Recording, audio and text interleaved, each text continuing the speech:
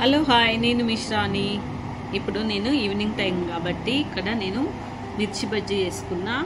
అయితే మీరు కూడా ఈ మిర్చి బజ్జీని ఒక్క 10 నిమిషాల్లో నా వీడియో చూసి తప్పకుండా ట్రై చేయండి. ఎందుకంటే టేస్ట్ మాత్రం సూపర్ అన్నమాట. అందరిలా కాకుండా కొంచెం వేరుగా ఉంటుంది. సో మీరు ఈ మిర్చి బజ్జీని తప్పకుండా చూసి ట్రై చేసి మీరు కూడా చేసుకోండి.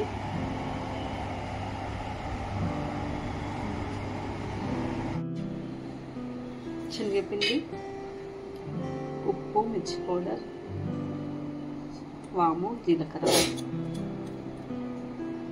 అల్లం వెల్లుల్లి వేసుకుందాం. సోడా, అల్లం వెల్లుల్లి పేస్ట్,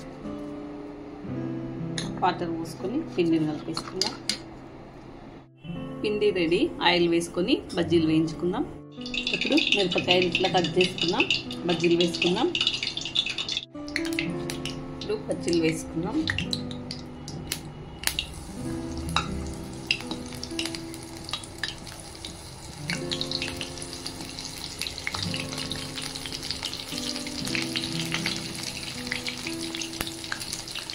వన్ సైడ్ మాత్రమే మనం పిండిని అద్దుకుంటున్నాం.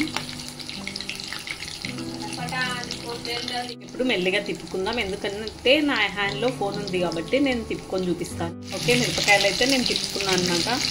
ఇప్పుడు దీన్ని వేగిన తర్వాత గిన్నెలోకి తీసుకుందాం.